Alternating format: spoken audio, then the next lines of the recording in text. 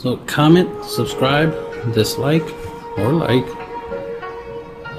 Check out the links in the descriptions for other of my sites, other activities that I'm involved in.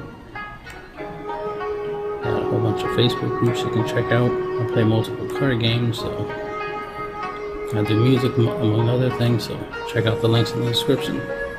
So this is my Necroduality loop deck. So we got 2 copies of iTwitch, 2 copies of Ghastly Gloom Hunter, 2 copies of Tainted Adversary, 2 copies of Bladestitch Scab, 2 copies of Verdane, 2 copies of Falcon, 2 copies of Headless Rider, 2 copies of Morbid, 2 copies of Forgotten Archangel, 4 copies of Poison the Cup, 4 copies of Doomscar, 2 copies of Agadam's Awakening, 2 copies of Curse of Leeches, 2 copies of Necroduality, 2 copies of Meathook Massacre, 3 copies of Soren, 3 copies of Kaya. We got 4 Henge Gate Pathway, 4 Bright Climb Pathway, 4 Shattered Sanctum, 4 Port of Kafal, and 4 Shipwreck Marsh. So we got essentially 26 lands when you include Agadam's Awakening. Got 26 lands in there. Alright, so obviously we use Necroduality in order to multiply our, to copy our zombies. Got 1, 2, 3, 4, 5 zombies that we can multiply with this. And because the idea is to like loop them, and use them more than once for the copies. That's why we have 2 of everything. Plus, it gives us a variety of different board states. That, we have things for different situations. Like we have 1/1 Flying Lifelink, which we can make stronger through kicking it, or just since it's a zombie, Bladestitch Scab can make it stronger, or we play it, kick it, and then play Bladestitch Scab to make it even stronger, so we can have a pretty strong Flying Lifelink. Gotta have flyers, right? Also gotta have, Lifelink. Gotta turn the game around, right? Also, this game is not, doesn't have a game. This deck really, goes off more late game. So after turn 4 is when you really start doing stuff. So you gotta be able to stay in the game long. What I do is I mulligan so I can have Doomscar, so that way at least I have a turn 3 board wipe if I'm in the situation where my opponent's going really aggro. They managed to get a whole bunch of cards in play, so this will come handy, helping us get past turn 3. And getting to turn 4 and above. Because turn 4, we definitely want to drop our shield. After that, we want a Necroduality, so we can start getting value out of our zombies. We're going to get our flyers out there with lifelink. Get our Death Touch zombies out there. Get some power boosts. Get the ability to create tokens if our board gets wiped. That's what the Headless Rider comes in. And then he's strong. He's 3/1, so you can make him stronger through Scab's ability. Multiple copies of Scab, of course, multiple power up. We have, iTwitch to obviously help us get to our sideboard, which reminds me I gotta go to the sideboard. We got Reduced to Memory, 1 copy. Teachings of the Archaics, Necrotic Fumes, Ankling Summoning, Pest Summoning, Introduction to Annihilation, and Mascot Exhibition. As you can see, we got some life gaining token generators. We got a way of going wide, especially if our board got wiped out. We can use this to, get back in the game. Introduction to Annihilation lets us get rid of anything, artifacts, enchantments, the works. This helps us get rid of planeswalkers and creatures, especially ones that can't be destroyed, like indestructible or something. This comes in handy to exile, or if the creature just has the ability to come back and forth from the graveyard or something like that, might as well just permanently get rid of it by exiling it. This helps us, in case we're low on hand size, we can just get back in the game with that, and of course, this helps us exile any target non-land permanent. So again, it helps us with getting rid of it. It's a cheaper cost version of Introduction to Annihilation. It helps us get rid of any planeswalkers, artifacts, enchantments. A Seeker's Chariot, shit like that. Stuff that you can't kill. Oops, you can't kill through kill spell. That was an accident. Alright, that messed up my lineup.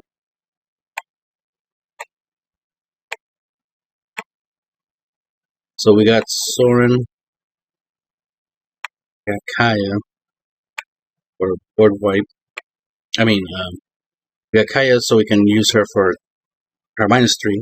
The first thing we do is we play her, we do the -3 to obviously get rid of any problematic stuff. Again, it does non-land permanent, so you can get rid of a planeswalker with this, artifact, enchantment, the list goes on, right?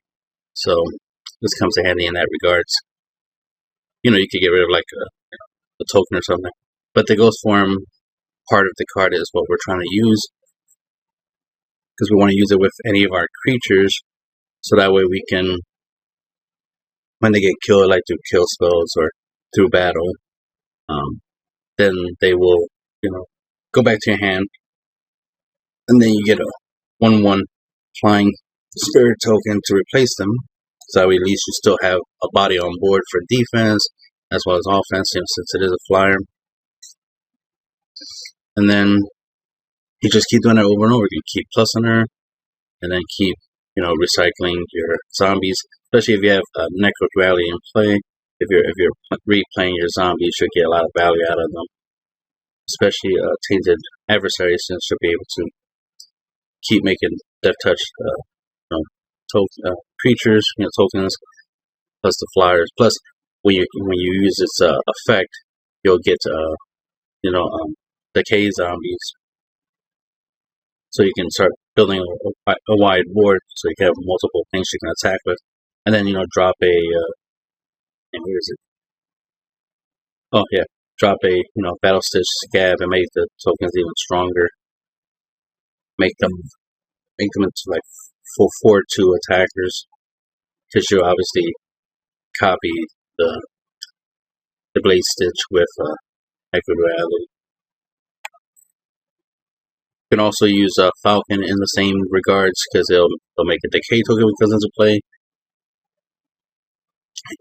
Obviously, you can use them to block attacks of flyers and angels, and plus he's a flyer, so you can obviously take advantage of attacking your opponent with that every turn, in case they have a strong board. Curse of Leeches. One of the things you want to end up doing is you want to have Sorin. He's going to be out there putting up lifelink flyers that you can use to defend your planeswalkers, as well as he'll be able to look at the top card of your library and give you some value, so you get to draw cards, and then draw lifelink, especially through curses, gaining life. So that way you can keep getting card advantage and go and start building up board and start taking your opponent down that way. And then you want to also have Massacre, because Massacre also acts as a win con, not just a board wipe. Every time, whenever a creature you control dies, your opponent loses a life. So this comes in handy when you're constantly blocking and doing the Ghost Form combo. And then if the token dies, then the token will also add to this card's ability to make your opponent lose a life. So it works as a win con right there. And then whenever a creature your opponent controls dies, especially through effects like Death Touch or through your kill spells, you'll gain life. So again, life gaining, right? Keep you in the game. Curse of Leeches, of course, will help you. You only really need 2 of each, because once you play one, that's all you really need. Just need 1 of each in play. Just like the Planeswalkers, just 1 of each in play. So when you have all 5 of these in play, it gives you a lot of advantage. A lot of recurring advantage. Also, of course, protects shield. which will protect a lot of creatures, make it harder for exchanges to happen. So anything that has 3 attack won't be able to take down a Tainted Wisdom through the attack. But then, of course, the Death Touch will kick in and kill whatever it's battling. Also helps against stuff like First Strike, you know, because in order for Death Touch to apply, you have to be able to deal damage, and First Strike will make that very difficult. So having shields out makes it difficult for anything that has First Strike to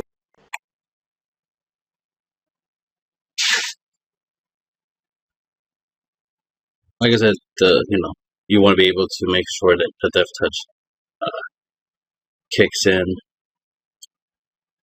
We have Forgotten Archangel, serves the same purpose as Kaya the Ghost Form effect, because whenever another non-token creature you control dies, return that card to its owner's hand at the beginning of the next end step. If a creature an opponent control would die, exile it instead. That's a very powerful effect, so that added ability helps with a lot of problematic stuff. So the idea that when your opponent's creatures dies, they get exiled, so good.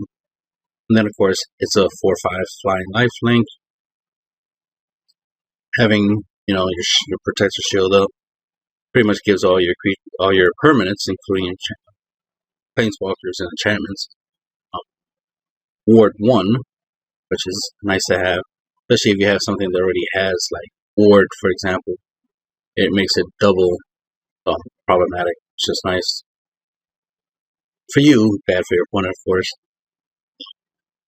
So that's always good. It's always like, making sure that this has some form of protection so it can last longer. And then, of course, like I said, it helps you recycle your cards, so it just continues to loop. We have Headless Rider, of course. Whenever any of your creatures die, you'll make a token, and it's a zombie, so it will get powered up by Blade Stitch Scab, which is important. And then we got Morbid Opportunist, because your stuff will get destroyed. You will destroy your opponent's creatures, so you want to get some value out of it. So you only get to draw once a turn from the effect, but it's more than enough.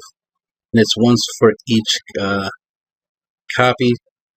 So if you happen to have more than one in play, you draw. What's in the cup, of course, Doomscar. Board wipe, we got Academ's Awakening, so we can bring back stuff from our drop, especially after, we board wipe or opponent board wipes, like with, what is it called? Blood in the Snow and stuff like that.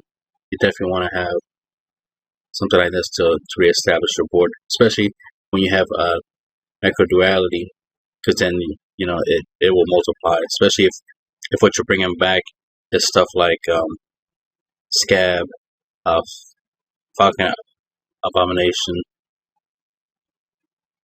These are definitely two I want to bring back because of their ability to help you go wide, plus the power boost, or go adversary, and if you can afford it, you can also trigger adversary's ability to go wide and then power them up. So these would be two things you can bring back. So for 6 mana, you can bring back any two combinations of these cards. And that's with the duality ability. Once I brought back Forgotten Archangel along with a couple other creatures, I was able to afford 5 for this and then bring back a whole bunch of stuff. Iron Twitch, of course, is a flyer. It's a cheap cost flyer, and then, of course, it has the learn mechanics, so you can go grab stuff on your sideboard. So that way you have access to other tools that can help you fight. That's pretty much the bit of the deck.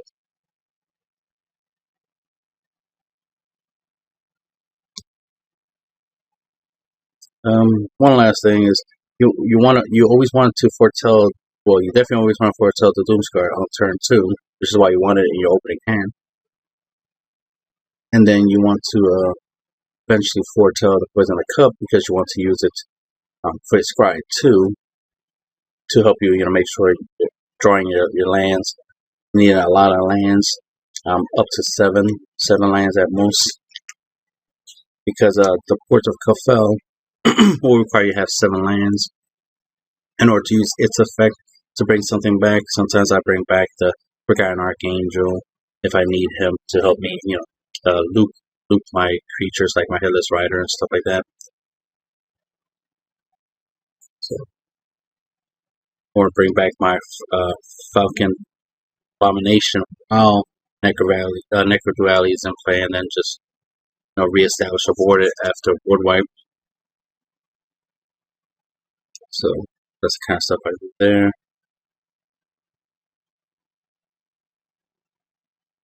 Sometimes, I just use this for energy, for land as a land instead of its reborn ability. Sometimes you don't draw a land on curve, and you gotta make up for it by playing this. That's it.